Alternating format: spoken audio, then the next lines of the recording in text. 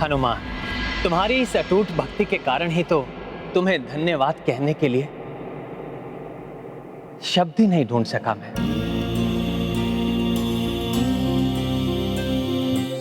किन शब्दों से तुम्हारे प्रति अपनी कृतज्ञता व्यक्त करूं हनुमान।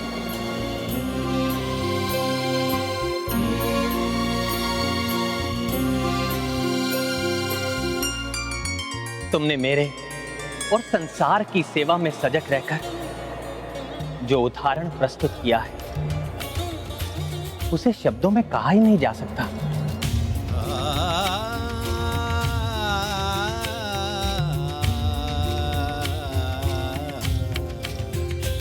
तुम धन्य हो हनुमान, धन्य हो।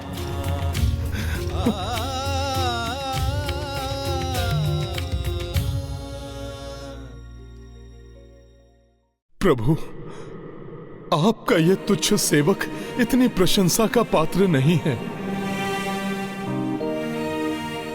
प्रभु, मैंने तो बस आपकी भक्ति और सेवा की है, और जो मैं सदैव करता रहूंगा।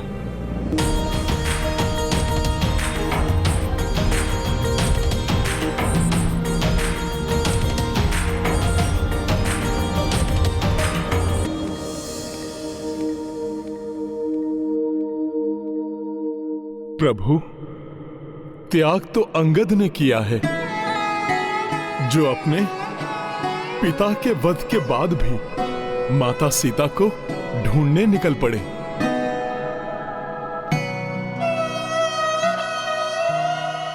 प्रभु, त्याग तो महाराज सुग्रीव ने किया है,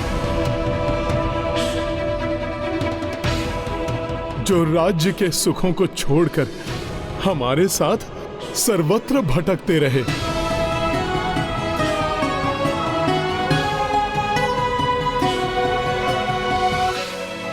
प्रभु, त्याग तो महाराज विभीषण ने किया है,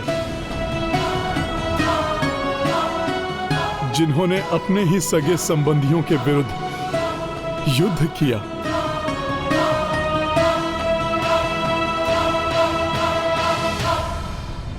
राज्य होते हुए भी स्वयं को सभी सुख सुविधाओं से वंचित रखने का त्याग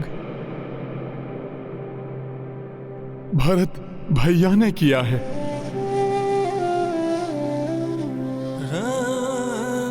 निद्रा और भोजन से वंचित रहकर 14 बरस तन्मयता से आपकी सेवा करने का त्याग तो लक्ष्मण भैया ने किया है।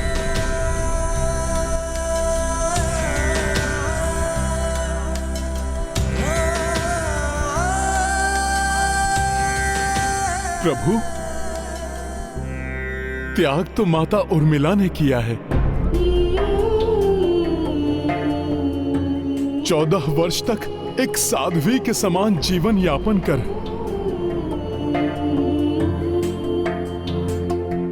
त्याग तो तीनों माताओं ने किया है, जो इस दीर्घ अवधि के लिए अपनी ममता से वंचित रही। प्रभु, माता सीता ने किया है त्याग, जिन्हें इस अवधि में राक्षसों के बीच रहना पड़ा।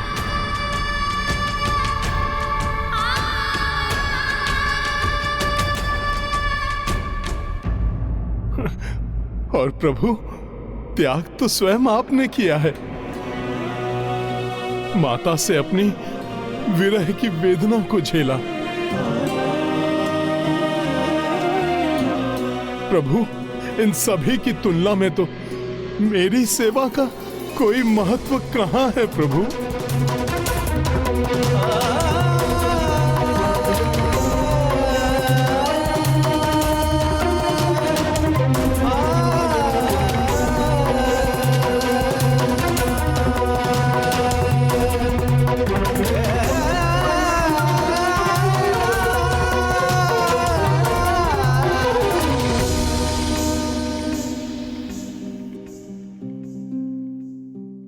तुम्हारी सेवा तो अनमोल है हनुमान।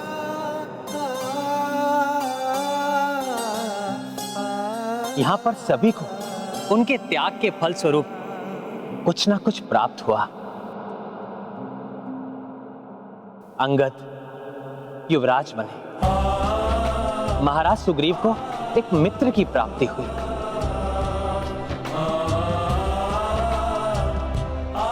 महाराज विभीषण को धर्म पथ का अनुसरण करने के लिए लंका नगरी का राज्य मिला, भरत को उनकी इच्छा अनुसार राजा के रूप में भाई मिला, लक्ष्मण को पुनः भाभी मां का आश्रय मिला,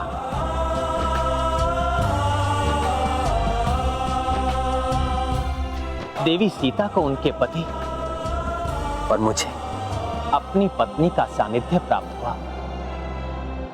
परंतु हनुमान, तुम्हें क्या मिला?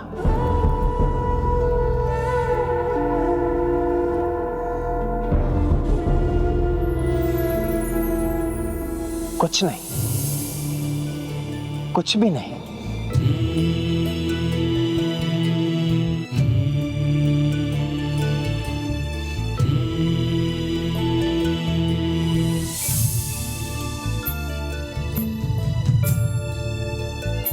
तुमने जो कुछ भी किया, क्या प्राप्त करने के लिए किया? कुछ भी नहीं हनुमान। किसी भी लोभ, मोह और कुछ पाने की इच्छा से ऊपर उठकर तुमने ये सब कुछ किया हनुमान। मेरे लिए अपने राजपाट का त्याग किया, माता पिता का बिछोह सहा। हनुमान, तुम्हारे निस्वार्थ भाव और सच्ची भक्ति के कारण ही तुम मुझसे जुड़े हो।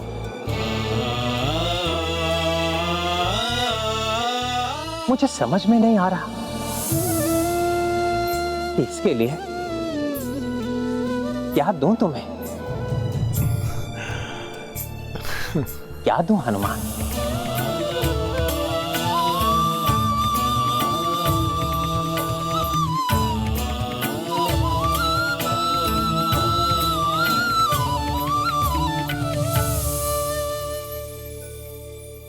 सत्य है, ऐसे महान सेवक को कोई भला क्या दे सकता है।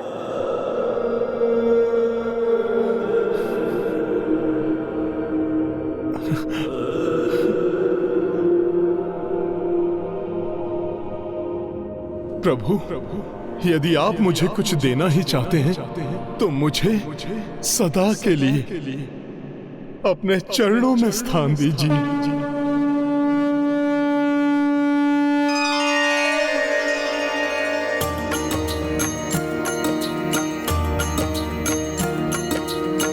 राम से मांगी श्री हनुमाना, प्रभु निज चरण मह दोए स्थाना। ना मांगी कपि भोग विलासा, एक बस पद्म चरण अभिलाषा। सिया राम जय हनुमान। ऐसी भक्ति न देखी भाई, कपीश बैठी चरण रघुराई। दृश्य महान देखी सब जन जन, प्रभु चरण मह केसरी नंदन। सिया राम जय हनुमान। मैं धन्य हूं हनुमान कि तुम मेरे चरणों के समीप हो। मैं तुम्हें वरदान देता हूं, जिस प्रकार तुमने मेरे और मेरी संपूर्ण सेना के संकट हरे, उसी प्रकार तुम सभी के संकट हरोगी, सभी के संकट हरोगी, सभी के संकट हरोगी।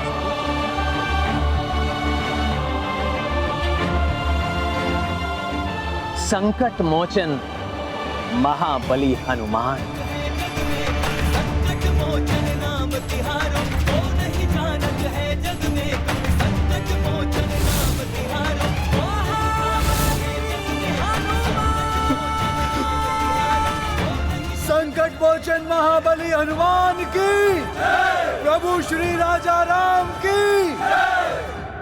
हनुमान श्री राम के दिए इस नाम से युग युगांतर तक जाने जाएंगे। जब भी किसी पर कोई संकट हावी होगा तो उसके निवारण के लिए मात्र इस नाम का स्मरण ही पर्याप्त होगा। संकट मोचन महाबली हनुमान। हाँ स्वामी, परंतु प्रतीत होता है कि माता सीता इतने से ही संतुष्ट नहीं है। वो पुत्र हनुमान का धन्यवाद करने के लिए उसे और भी कुछ देना चाहती हैं। प्रभु और मेरी सेवा के लिए हनुमान को मात्र इतना ही प्राप्त हो, ये उचित नहीं। पुत्र हनुमान, प्रभु श्री राम की चरण रज के तो तुम सदा से अधिकारी रहे हो, परंतु मुझे लगता है कि प्रभु श्री राम द्वारा मुझे दिया गया ये दिव्य मोतियों से कंठहार के भी तुम ही उचित अधिकारी हो। मैं तुम्हें ये भेंट करना चाहती हूँ पुत्र।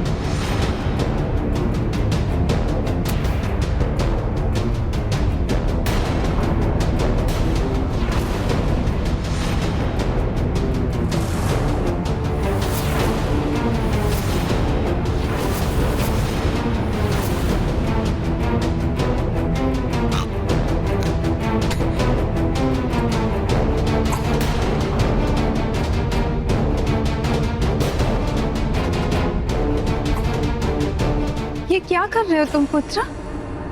इतने अनमोल कंठहार को इस प्रकार खंडित क्यों कर दिया तुमने? माता, मैं यही परीक्षण कर रहा हूं कि ये कंठहार अनमोल है भी या नहीं।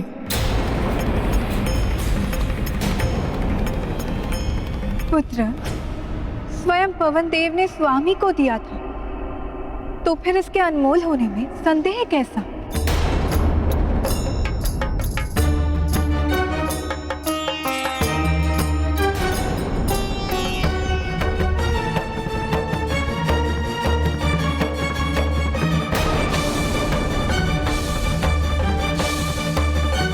माता, मुझे तो इसमें कुछ भी अनमोल नहीं लगा।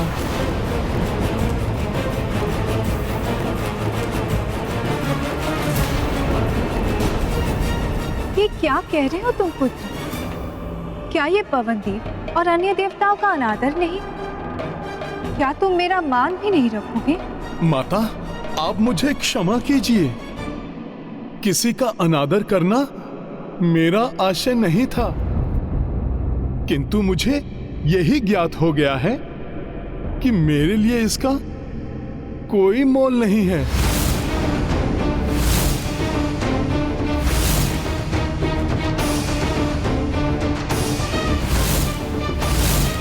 क्योंकि माता, ऐसी कोई भी वस्तु जिसमें श्री राम न हो, वो भला मेरे लिए कैसे अनमोल हो सकती है?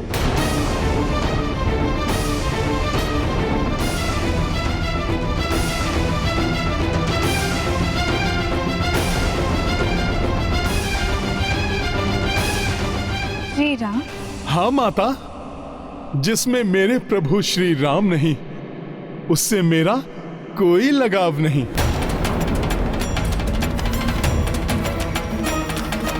व्यर्थ है वो मेरे लिए। ये क्या कह रहे हैं हनुमान? भैया राम किसी के भीतर कहाँ हो सकते हैं भला? क्यों नहीं हो सकते? मेरे भीतर हैं प्रभु श्री राम। तुम्हारे भीतर है श्री राम? हाँ लक्ष्मण भैया, मेरे रोम रोम में है प्रभु श्री राम। जो वायु श्वास बनकर मेरे इस शरीर में प्रवाहित होती है, उसमें है प्रभु श्री राम। मेरे स्वप्नों में है प्रभु श्री राम। मेरे तन के कण कण में है प्रभु श्री राम, और मेरे मन के प्रत्येक कोने में बसते हैं प्रभु श्री राम।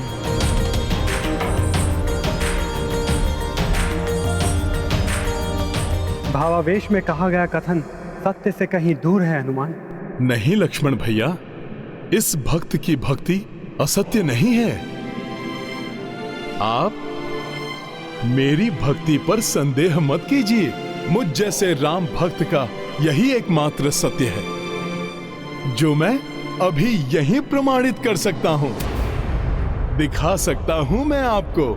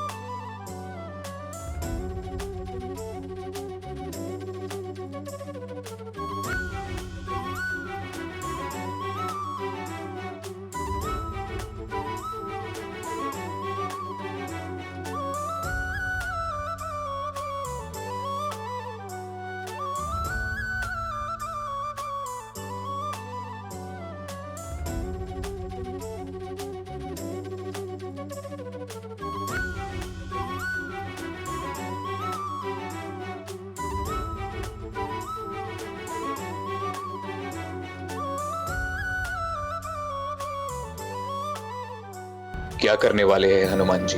उनमें भैया का वास है, ये कैसे दिखाएंगे वो? अपनी भक्ति का मान रखने के लिए कुछ भी करेगा हनुमान। अपने प्राणों की भी चिंता नहीं करेगा हनुमान।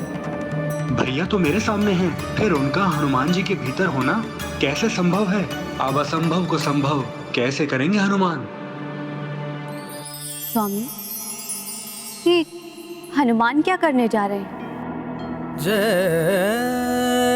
हनुमान,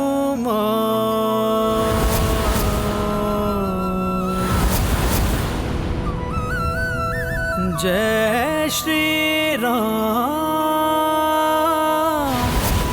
महाबली हनुमान,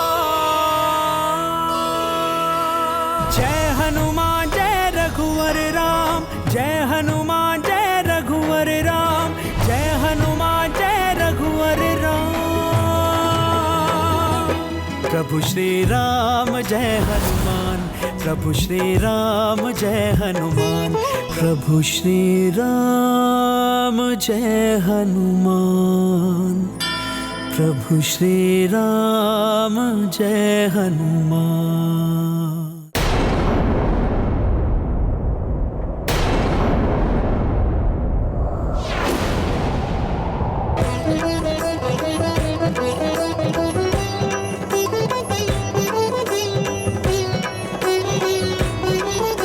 हनुमान जी तो अपने वक्ष को ही चीर रहे हैं। मन हनुमंता राम विराजे, रोम रोम में राम ही छाजे, रोम में राम ही छाजे। राम हृदय में बसे हनुमंता, राम नयन में हनुमत साजे, राम